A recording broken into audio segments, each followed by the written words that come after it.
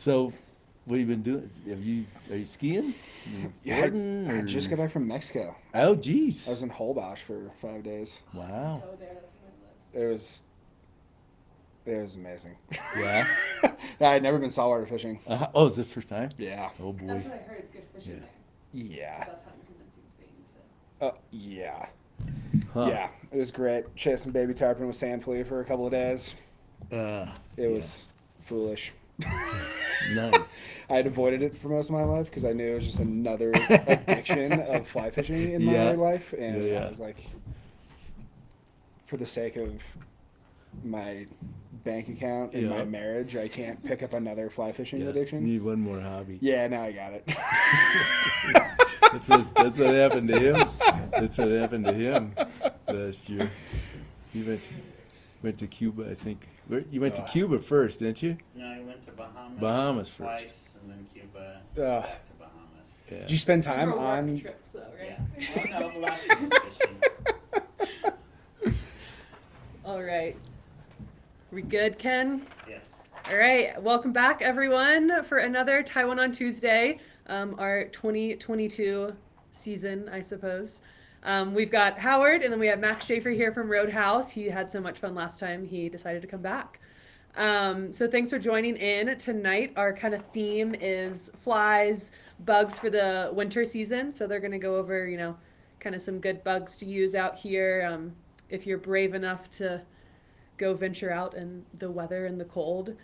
So I'll let you guys kick it off. We're gonna do a little giveaway. We've got some Roadhouse hats. We're gonna give away the flies Howard ties up. So all you have to do is leave a comment, ask a question, something like that, and we'll randomly pick a winner.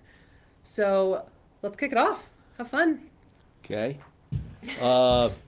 First of all, I gotta apologize. I don't know. You probably. I'm sorry. I also have to give a shout out. It's my dad's birthday. Happy birthday, Dad. I hope you're watching.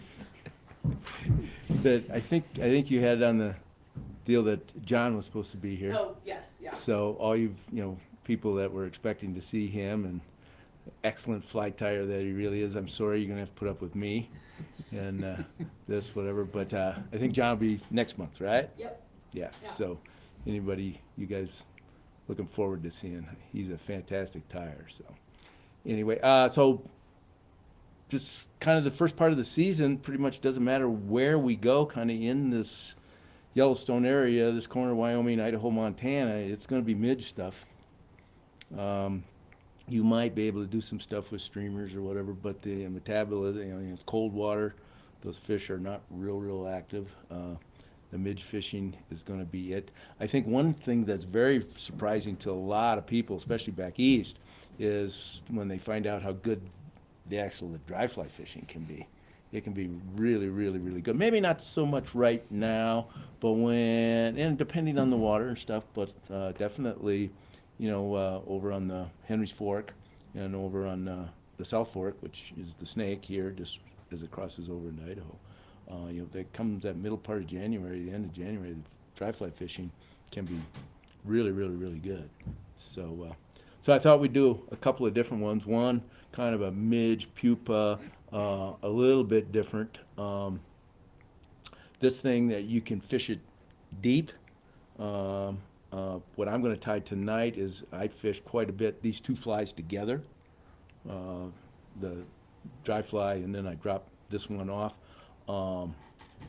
So you can put a bead on this. We're going to put a glass bead on it, so it's just going to sit kind of just underneath the surface there a little bit. So that's why I've fished these two together quite a bit. And Gary Barnes says hello, Howard. Gary, how's it going?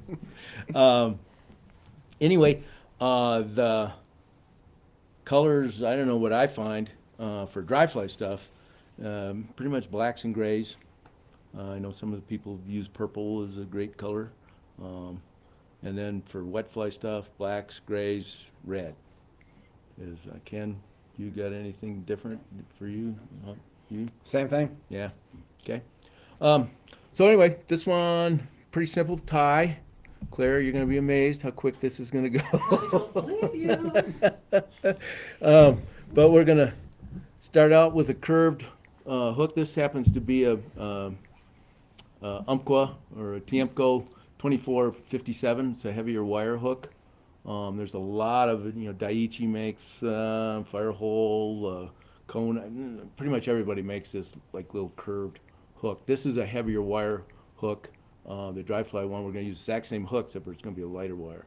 So we're going to put a glass bead on it. So I got a little thing here, and all I do is I just put it in a hemostat like that and sift through those beads, and it picks one up. That is so small, the camera can barely see it. This is an 18, so it's not real small. But, I fish 18s, but most of the time probably 20, 22s, 10. Yep, same thing. Yeah. But I picked a little bit bigger so we can kind of see it a little bit anyway. But I do need some specs to see it. Are we not double specking? No, we have to wait for Fernandez to do that. Okay, this is a little different move. This is going to be a reverse because, again, I talked about it a little bit last year when we started doing dries and stuff like that. When we really start getting down to these small flies and stuff, thread wraps are very crucial. So I really have come into thinking of where I'm starting my thread, where I'm ending it, how I'm doing this. So I'm not making a tremendous amount of thread wraps on this. So we're going to typically, most thread, we start kind of at the front and go back. I always like to put a thread base underneath my stuff just so that the materials grab that. We're going to start at the tail end, the back end of the hook, and then go forward with that first little thread wrap. And this is a reverse jam that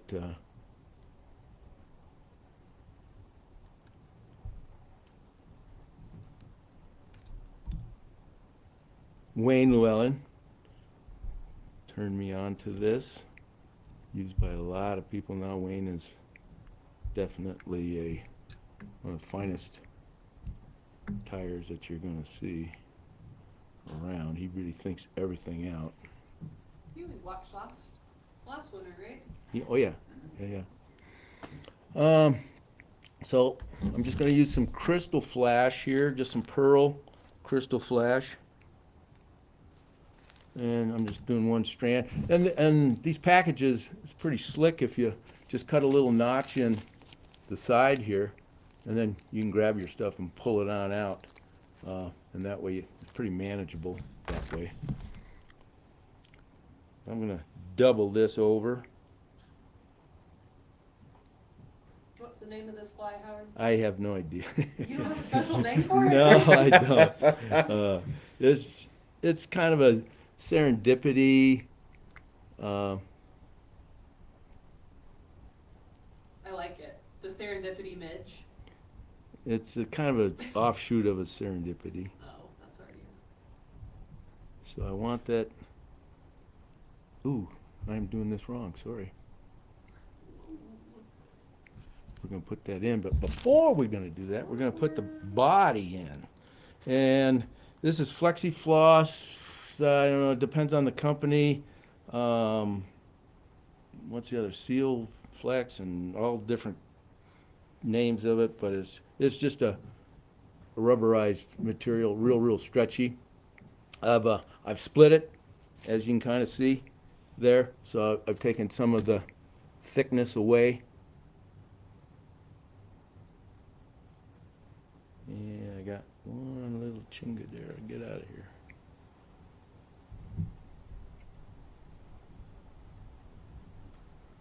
I'm going to roll that to the far side.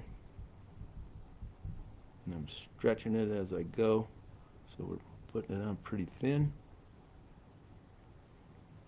And now we're going to put our crystal flash in.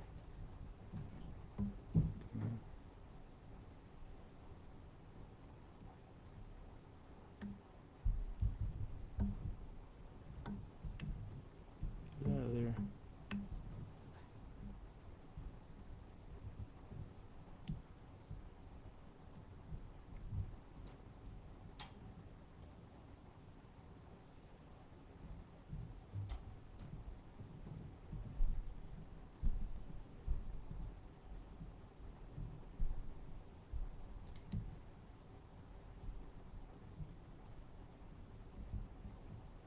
just gonna come up right behind that bead. And the reason I'm using this glass bead is I'm gonna get a little flash from it, just like you would if you used a metal bead, tungsten or, brass bead. I'm a real fan of silver, but we're not gonna sink as much. So if I wanted to fish this deeper, I'd put either a tungsten bead or a regular brass cone bead. Max, what are we drinking tonight? Oh, this evening I brought two of my favorite beers that we make. I brought Highwayman, our Pilsner, which it just brings me to summertime and thinking about wet wading and sitting in a drift boat. If I sit down in my vise and tie a bunch of flies, I usually grab some Highwayman because it's only 4% alcohol and I feel semi-hydrated by the end of it and not necessarily inebriated. My flies, dozen in are all looking the same, which is pretty key. But if I'm drinking some Roadhouse beer for a good time, I usually grab some Wilson or Flexi IPA. This is my go-to. Delicious. Any new stuff in the works? It's winter season, so we're into Loose Boots. Loose Boots new this year is in a 16-ounce can, 16-ounce six-pack. It is a killer offering in that package. Great for a nice little Opry IPA on the slope at the truck at the end of the day or whatnot. Plate of nachos. Partner with Stio, right? Partner with Stio, which is a lot of fun. And so we definitely align with each other and what we're trying to do. And that's a really fun partnership we got with those guys. Other than that, we're just cranking out beer, keeping people hydrated, which is good. This summer we got some fun new things coming out. This fall we released our new Mountain Jam, our hazy IPA, with a band in Denver, Colorado called Dragon Deer. Good listen. I'd take a peek at them. A lot of fun. Good jam grass. Fun little, good music behind the vice for sure. That'll sound good on your stereo, Howard. Yeah, what's the name? Their name is Dragon Deer. Dragon Deer. Yeah. Howard is always tinkering with his stereo. Oh. Tell us a little about what's the update there, Howard? I finally, after a month and a half, got Windows 10 to get a sample rate and a bit depth of 24,192, which I went around and round with I don't know how many different people on how to do it. Good. And I spent 45 minutes today with Hewlett Packard that didn't do worth a damn, but I ended up getting it myself today, so whatever. So I'm pretty jazzed up about it. Okay, so one thing we're going to do here, I'm going to stretch this. As you can kind of see, it's super stretchy, but as I'm wrapping it forward, I'm trying to get a really kind of a thin body, but I'm spacing it.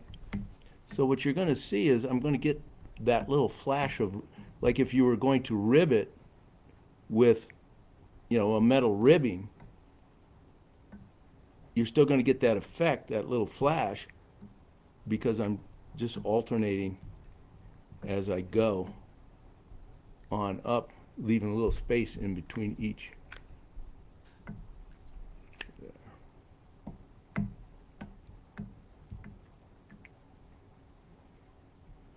And now we're going to switch threads. I'm going to get that flat, thread flat, so I get a really nice, not a lot of bulk there. Ryan McCullum commented Wilson, but he spelled it well, son.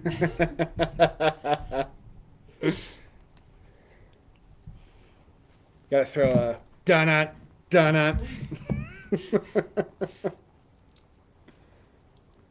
And we're just going to switch to some black. And this is Beavis. So you just did a little thread change. I didn't even Yeah, notice yeah. that. We're going, because I didn't want to have a black. I should have looked at that a little bit better. This side's better. But and then we're just going to finish off with a little peacock. Peacock, we're going to do this a little bit different, but this is the way it would sit on the bird. So all this stuff is going to flow this way to kind of get rain off and stuff. So if I took one facing me here and I took it off the left side and tied it in at the base, the flues on here would curve to the front. If I turned and tied it in by the tip, it would curve to the back. So if I'm really going for like maybe a Royal Wolf or something to be really esoteric, I can take advantage of that. We're going to do this a little bit different just for strength. So I'm going to take one, and it's reversed for the right side. So I mean, you can do the same thing for the right side of that. But we're just going to take one off, and we're going to tie it in by the tip or the butt. And then we're going to bring this around, and now we're going to go clockwise around my thread, and we're just going to make like a little chenille. And this is just for strength. Again, if I was maybe doing it for a shadow box or something like that, I would probably do just what I said to try to get the peacock to flow the way that I wanted it to for a look.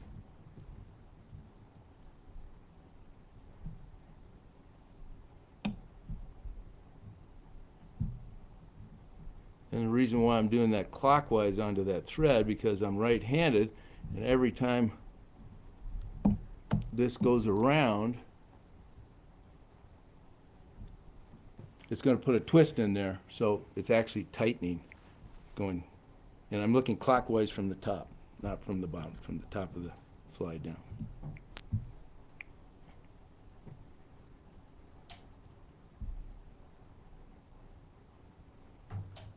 So how'd the summer season end up for everyone? Had some issues with rain, here in Jackson at least. Which was God sent. It put rivers off, but we needed it bad. It was timely. We had a very, very early spring with not much. I mean, it turned 50, 60 degrees in March. So runoff got done early. I mean, we really didn't have too much of a runoff. I think it was sunny every single day. Yeah. It was wonderful. But, well, and the early fishing was really, really good. I mean, all over from the Jackson area. I mean, all the way up into Montana, way up in Montana. I don't know about Colorado. You went down to Ken. You went to Colorado. That was in June, though. Well, that's what I'm talking about. Yeah. In June. That was good, although the runoff was late there. Yeah, they had a little bit. It was still cold And my thinking there was what happened was June can be, one day you can have some really nice stuff, then we get some rain, hatches are on, then they're off. We had such consistent water levels, low, and warm temperatures, whatever, so the hatches were very, very consistent. The fishing was off the hook. I mean, it was incredible. And then there was a lot of, Montana had water issues with warm water. Oregon did too. Idaho had some over on Silver Creek where they actually closed the fishing, where they called hoot owl. You could only fish, till 2 o'clock or something like that. We didn't put that in place. But right in the Jackson area, just when things were really getting critical, we had that week and a half of rain, as you said, like in that late July or early August. Put the rivers out, whatever, but it kind of saved us for the rest of the season. So I don't know. A lot of early mornings fishing for sure. Yeah.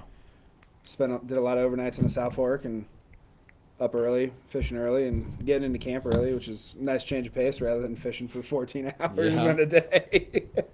So definitely got to explore some good water. Yeah. Any good travels this summer, Max?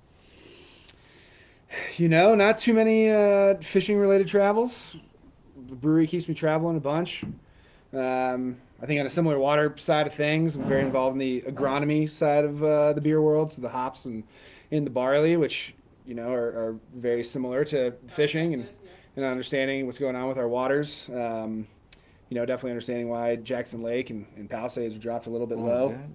Was to keep all those crops in South Idaho nice and healthy for harvest. But so from a beer side, can't complain there. But from a fishing side, I live on the Teton River in Victor, and I didn't fish that as much this year for sure. Yeah. But Kind of just a fun little pattern. really effective.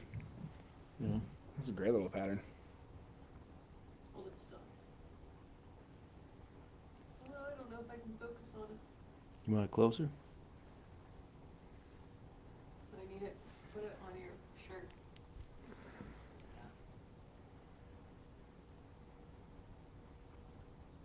It's a bit too small. We'll get it at the end. Okay. Now, do you fish that more as like an emerger type feel, since it doesn't get too low? Kind of watching for a little bit of surface rolling. Well, And this next fly I'm going to tie, I fish it with that quite a bit Mm. as a dropper, 2-fly rig. So it's just underneath the surface, and the other one's going to be on the surface. So that's my indicator. So, if that moves or whatever, or I see, lots of times you'll just see a little bulge behind Sure. because it's just sitting down.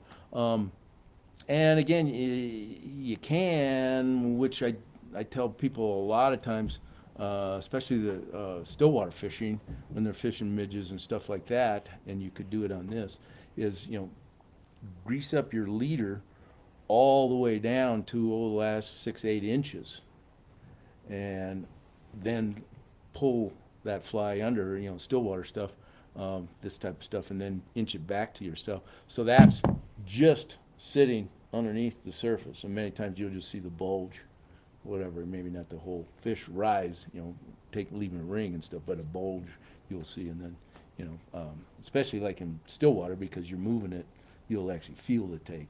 This, you could do that. I rarely go much more than, 16 inches or so anything right around that dry, Mhm. if it comes up,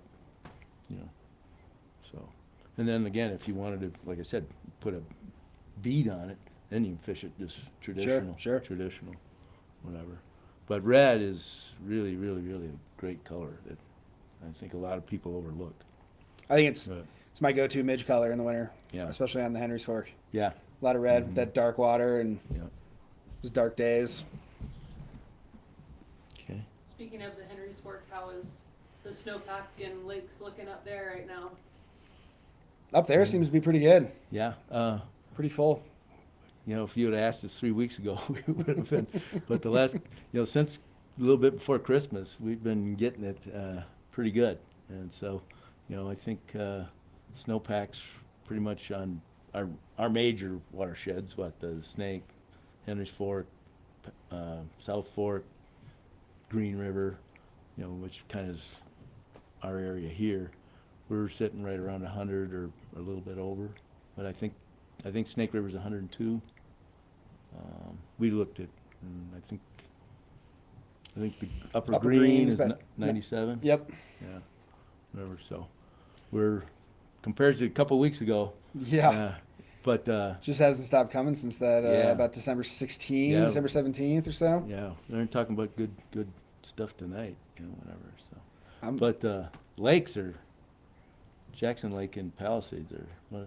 Jackson Lake, 19%. Palisades at 21.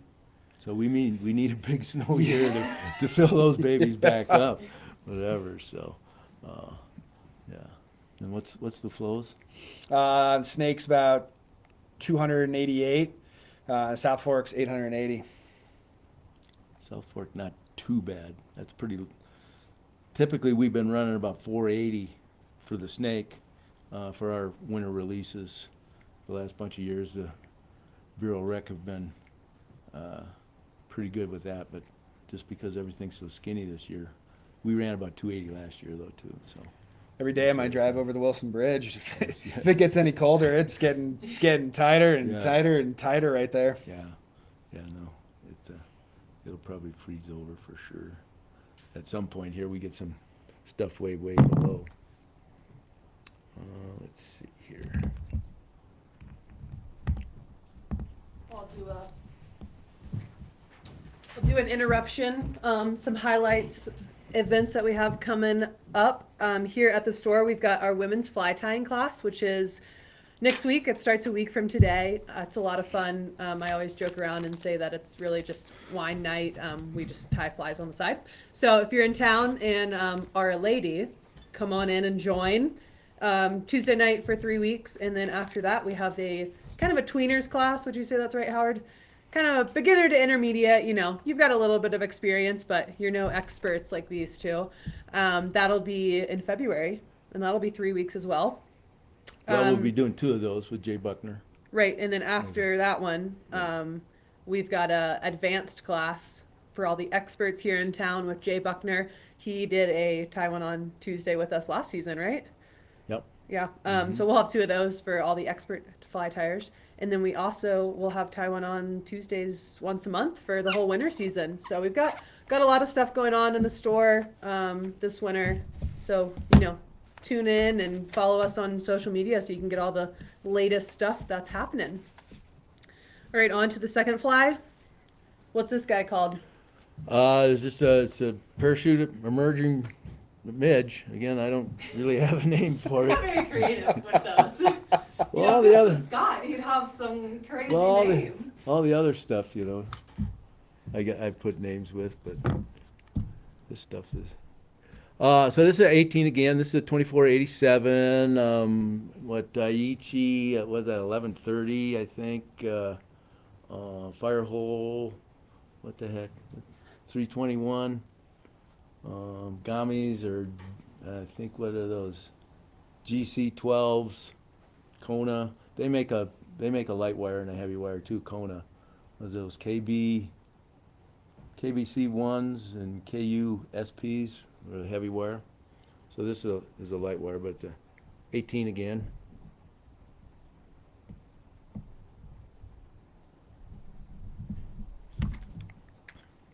And let's see here. So I don't know. Can we zero in on this? Should I come? That's not what I wanted to do.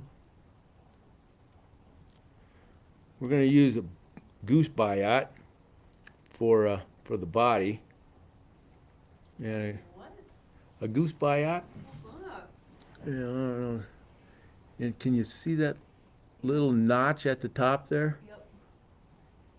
Okay, if I tie that notch going towards the eye of the hook, there's going to be a little flume that comes up. If I flip it and tie it towards the back, it's going to wrap over that flume, so you'll get a smooth body. You'll still get a rib, but just depends on which way you want to do it. I like the little flume up. I think it's a little more surface area, so it gives a little bit more flotation. In a fly this small, you probably wouldn't have to really do this, but on your bigger stuff, when you go in turkey buyots and stuff like that, on maybe like 12s and 10s hooks, 14s even, I like to soak that buyot. So we're just going to drop it into some water so it softens it up, doesn't have a split. So buyot's pretty simple. I mean, there's a goose feather, flight feather from a goose. We use this lots of times for wings and old traditional patterns and stuff, but this is the side where the buyot comes from. And what they do is they split this stem, and then it comes out like that, like this, whatever. But that's where it's super tough, makes a great body, gives a natural rib effect. So we're going to do that reverse jam knot here again. I bet you can get a lot of bird feathers on the Teton, Matt. You bet. I've spent the last 2 years doing a lot of feather harvesting for some waterfowl. I do a lot of upland hunting too. So it's a lot of fun to tie flies with, harvested animals. Yeah, stuff that you How's do. the duck hunting over there this season? It was really slow Yeah. at the start.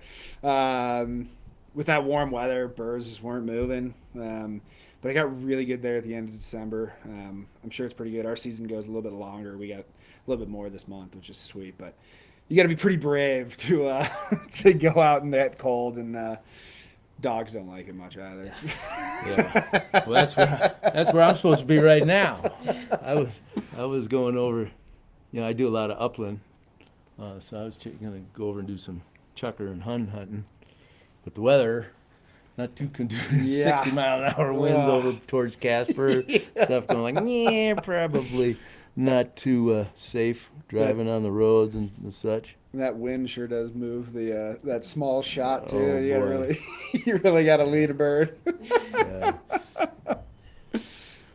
But yeah, it's been fun. Had some buddies take a whitetail and some elk, and been doing some amateur tanning of some, Oh, some really? hares, which was a lot of fun. You know, like tie up some caddis with a Teton River whitetail, and that's Nice. always fun. Full Yeah. circle, you know. And, Yeah. Well, back in the day, that's what it was. yeah, exactly, You know, exactly. that you'd fish until, and then you'd hunt and have that stuff, and then come this time of year, you'd tie flies for come April. Yeah, exactly. So that's Maybe that's the way find it a was. CDC feather or two at Yeah. the the preening part of the duck, and you got yourself a fly right off the Teton, which is pretty cool. Yeah.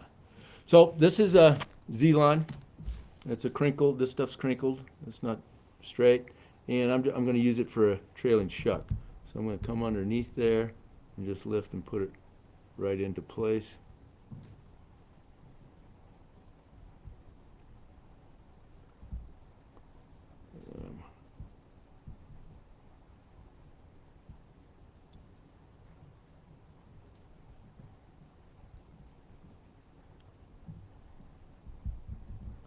Give it a little twist. I'm going to throw a wrap behind it underneath just to kind of support that. And now we're going to put that Buyot in after it's been soaking. So that little notch we're going to put towards the eye of the hook.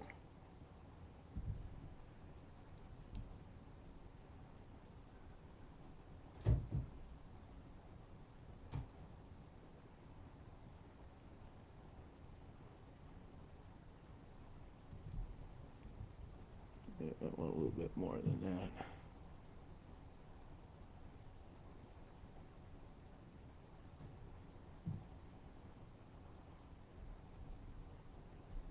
And same way, we're going to flatten that thread a little bit.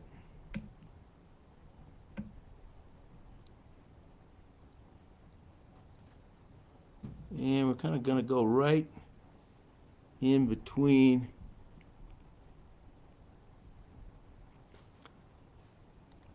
Oh, not yet. No, I'm going to go right up to the eye of the hook.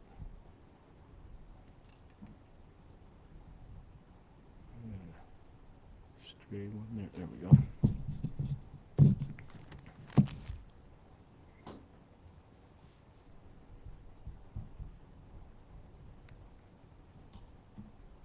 What's that fancy device?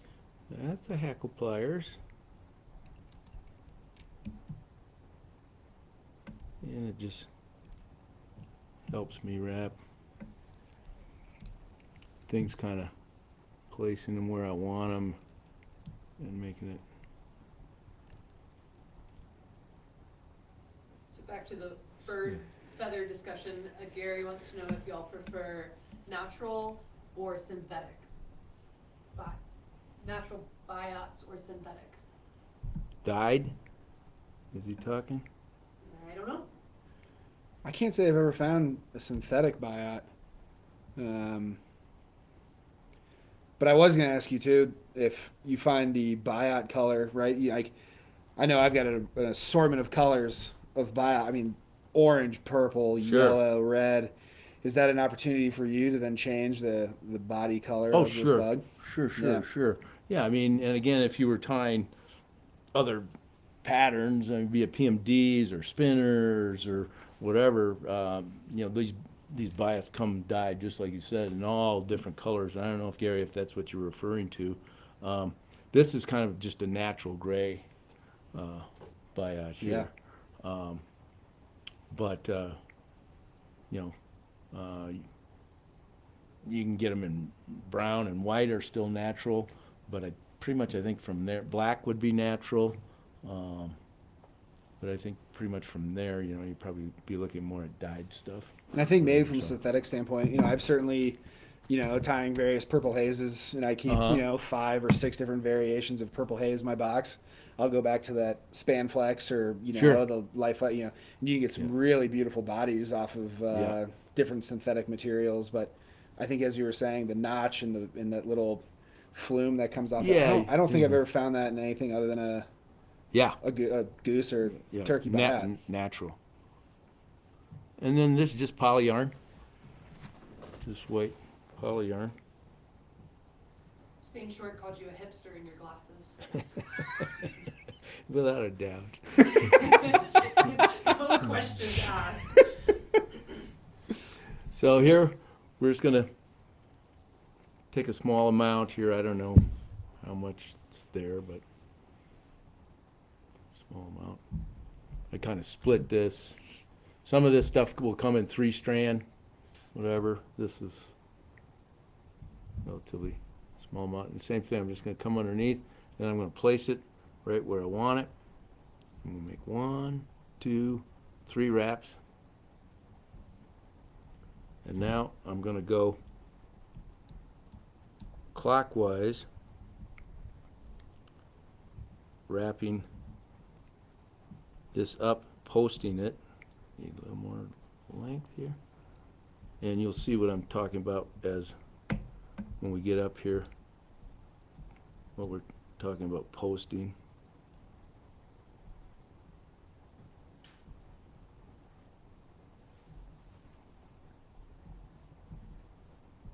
And I'm going to come back down.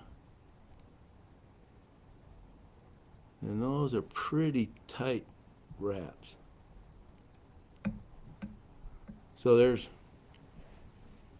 my post. And now I'm going to take a hackle and go around that post. And that's your parachutes. You really, really need a good solid foundation with that post to get a durable one that isn't falling apart and it stays together for a good long time. So this is just dark done, neck, saddle hackle, work good. I like to, on my parachutes, I like to use maybe just a little bit larger hackle than, so this is 18, so I'm kind of looking for a 17 here, maybe not a 16, but small, but something a little bit bigger, so I'm getting a little bit more of a pontoon effect, a little bit better flotation. And the reason why, when I posted that, I went around clockwise, and I'm looking down from the top, clockwise around, because now I'm going to put my hackle on, and this all over the map. Some people say it doesn't matter, some people say it does, whatever. I'm one of those people who goes like, it just makes sense, so why not do it? I'm going to put this for a right-handed tire, and you'll see why here when I get done. I'm going to put this feather on, and I'm going to wrap it counterclockwise, away from myself. So the other thing I'm going to do here, and pretty hard to see, I'm going to leave a few, with my first wrap, I'm going to leave a few, there's a little notch here, there's more fibers on this side than there is on this side. So when my first wrap comes around, it has that stem there, which isn't really round, it's more rectangular. It'll start to track much easier. If you're starting to do your hackles and they're starting to twist on you, whatever, because you're trying to put all those fibers into the same spot at one time. So by taking a few fibers off of that first side, it allows that stem to start to track. And then the other thing is, I already have fibers on the opposite side, on the outside, so I've got that covered already. I don't need them there. So it's kind of that same move. I'm just going to come underneath here, and I'm going to place it there, and I'm going to pull it into my spot.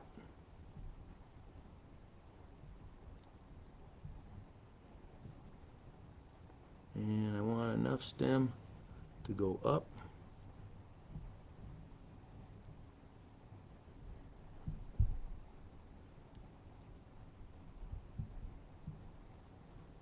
And I'm going to go right to the top of that post.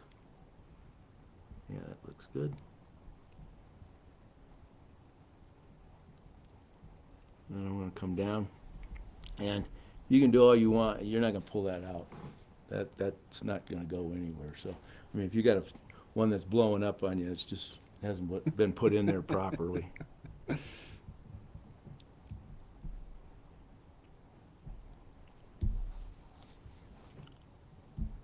And I'm going to put a little dubbing on here, and again, dubbing, if I put it onto a flat thread,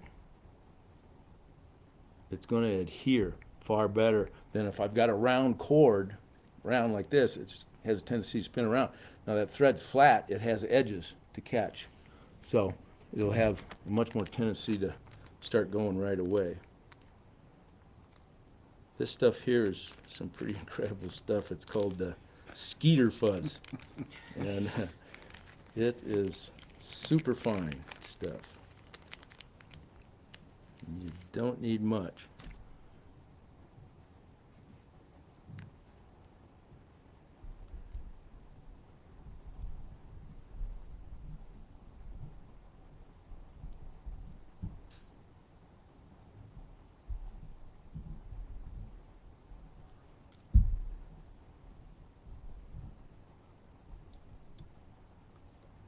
And I'm just going to fill in on the bottom side of this.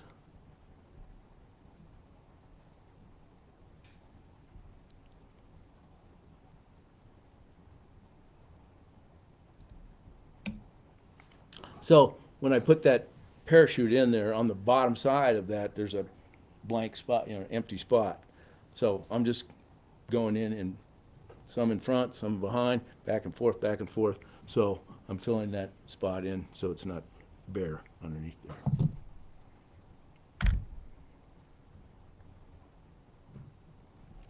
And I'm starting at the top here.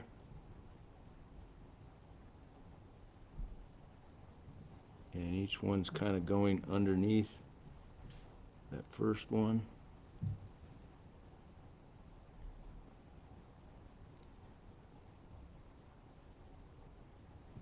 Have you ever used capote dubbing? I have not. I know about it. I've seen it. I've seen people that have used it, but personally, no, I have not. Sounds like Max has. Yeah, I just started using it this winter. It's awesome. Really love it. I fished some flies, some really small flies, 18s and 20 PMDs on the South Fork with some flies buddy tied with it. I love how it floats, which I think is fantastic. Really takes to a floating pretty nicely. But I love it too because I tie with the Skeeter Fuzz a lot as well, and I love how you can actually build a little bit of bulk with it, and you can keep it really thin. It's great. And I was hesitant because it's got a price. It's a little pricey, but it's killer. Really dig it. Gary says if you email him, he'll give you a sample, Howard. Okay. We're holding you to that, Gary.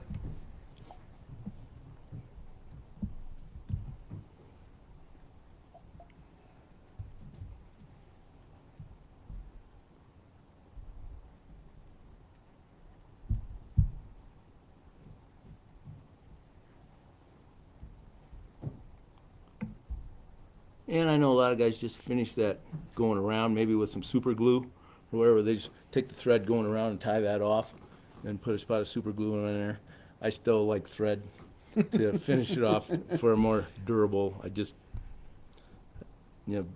Glue goes so far, but for... Hope Scott's not listening. Oh, we're going to use a little glue here before we're done. So I'm just putting this up because that does have a tendency... I'm going to whip finish here. Has a tendency to kind of fall off the eye of that hook. So same thing. I'm going to flatten this thread.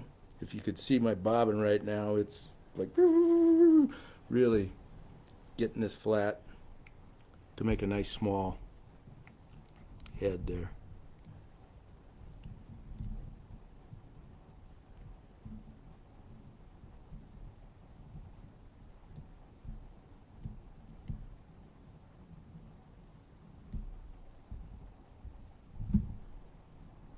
Yeah, I put in 2 3-turn whips.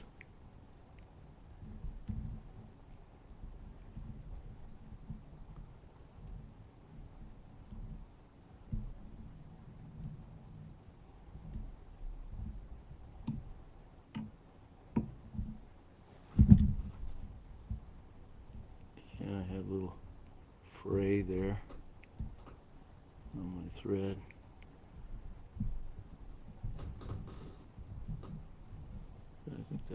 pretty good. So Max, are you an advocate? There's some people when they hackle, on a hackle, same way. This sits on chicken like this, so the water, when it rains and whatever, flows off of that. So it has a natural curve, that hackle. There's many people that like to do their parachutes with the hackle kind of going up like this. I am not a proponent of that. I know why it's easier because you get a nice clean, when you go underneath there, each wrap goes underneath, you get a nice clean, no fibers underneath, but I think if you take a peek at that, is there any fibers underneath there? Not really. Yeah. So if you watch what you're doing, I like it. It just makes sense to me. If that hackle is bending down like this, it's going to have more tendency to float than a hackle that can collapse up like that. It's a little thing. That's my thing. I think the point you made too about stripping some of the barbs off it and making sure you just set the hackle in there, get it to track right. I think that's worth its weight in gold Yeah. versus which direction you're setting it.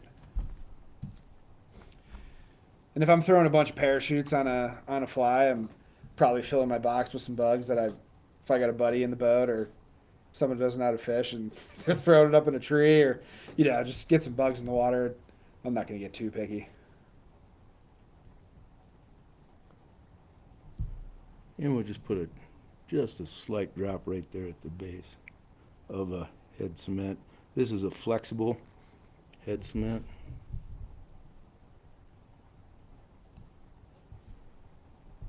So, one thing that you guys, if you're picking out flies in a fly bin, whatever, and these parachutes, if you can take this and that hackle's moving, don't buy that fly because it's going to blow up on you. But you can see that, how I'm bending that, whatever that hackle is right there, not going anywhere.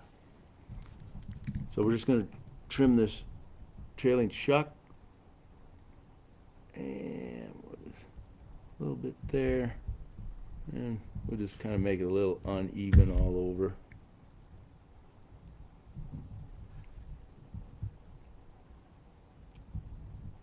That might have been a little too much cut. What are your opinions on putting a little adhesive base on your thread wraps as you take a Buyot up? I know some folks will put a nice little layer of glue or something just to give it a little bit more durability. I personally don't. Not a bad idea. I mean, I think there's some validity there to hold that. I mean, especially in a fly like that, as small as that thing is, that Buyot's not going anywhere, whatever. I think, you start getting into, 14s, 12s, 10s, some stuff like that, probably not a bad idea to do something like that, whatever. But I think your smaller stuff, just like you said, Scott Sanchez, fantastic fly tyer here. He's very, very innovative. He uses a lot of glue, a lot of stuff. I eat pretty traditional. I don't use too much glue. I don't even head cement my flies, as you can kind of see there. I do that on a small fly like that. I do a 2-3 whip finishes, and we're done.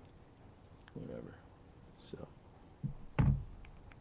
Looks good. Yeah. So I've got a question, maybe for some audience members who don't live here. If you are coming to ski Jackson this winter, but maybe you want to throw a fishing day in, what are some recommendations? Where to go? What are we looking for in the winter? Stuff like that. Well, I think kind of more to the question, we're a little bit later fishery here in the Snake, and I would suggest fishing the Snake. Don't worry about the tributaries too much. Tributaries don't get a lot of sun. The other thing is, in all actuality, for one reason or another, we can get into that. I think we talked about it a little bit on our podcast last year. There's not really a lot of fish in the tributaries. They move out of the tributaries in the winter or in the late fall, move into the Snake. So your better fishing will be on the Snake. But we're much later, probably I'd I start thinking about the snake more middle of February, end of February. Ken, you same way? You? Definitely. And then, our first stuff that really the very first stuff really is the Madison, up out of the park. That'll fish right now. That can be fishing great right now. And then South Fork, Henry's Fork, and it's going to be midges like this. You'll start seeing the little black stoneflies maybe towards the end of January into February, something like that. Those are going to be your important stuff. I think sun, snow, cloud, I don't think it matters to me personally. I've had great days where it's, snowing $half size flakes, and Oh yeah. I'm kicking myself for not going and getting a powder day, but I've been rewarded with great fishing days, and I think it comes back to changing those colors and being as, in tune with that as you would with a hatch in the summer or something like that. And I think you can have great days on any of those rivers, Yeah. despite cloud and sun. Well, I've always said it doesn't much matter if it's summertime, wintertime, fall, whatever. When people say, well, it's a nasty day out there, whatever, it should be really, really good fishing. I said, well, I've had really good fishing on really nice days. But I would say, for your dry flies and midges coming off, a little overcast probably is a better day. Ken, you got, yeah. But just like you said, we had a really nice day last year, you and I, where it was a little over, but some high clouds, some sun, whatever. We had great dry fly fishing, whatever. And I think we'll get into, as the season wears on, when we start getting into February, March, whatever, some of the other real important flies that will be coming up in the other places. But for right now, until, I'd say pretty close to late February, it's going to be midges and those little black stones. Little black stones start showing up in end of January, Feb. Did you say? Yeah. You? Yeah. Yeah. So I don't know. You want to get a close up of that guy?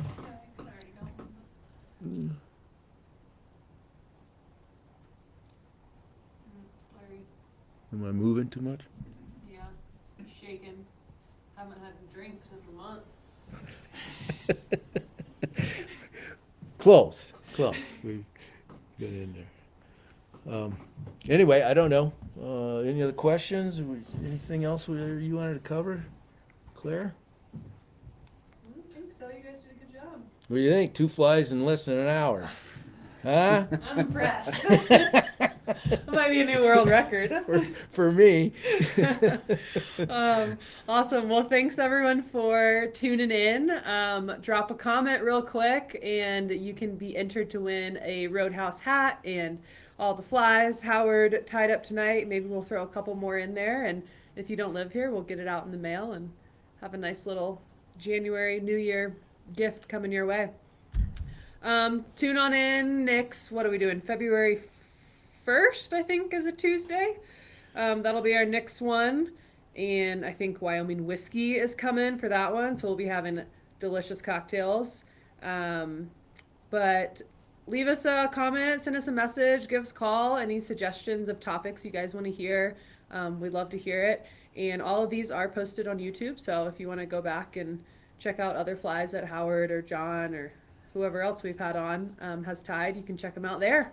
Yeah, questions on materials or anything, don't be afraid to give us a holler. No. Short phone call actually covers far more than, trading emails and texts back and forth. Give us a call Thursday through Sunday, and Howard will chat your ear off. It's a little slow in the fly fishing department right now, so we wouldn't mind a buzz. Yeah. And of course, as always, thank you, Max, for coming with Roadhouse. Yeah. Be sure to go pop by the pub and eatery. They're open 7 days a week. And then the brewery over on Gregory is Monday through Friday. Go for a happy hour. Yeah, get some good beer. We Definitely. certainly enjoy it. Yeah. We love being neighbors. It's very convenient. A little too convenient. Yeah, that's why I'm looking forward to March. Yes. So if you don't know, Howard does dry January. Well, you do it to your birthday, right? February 17th or something? To the end of Feb, yeah. Yeah. He's a little cranky this time of year, so we really look forward to late February. Okay. Have a good night, everyone. Thanks for tuning in. Bye. Good job.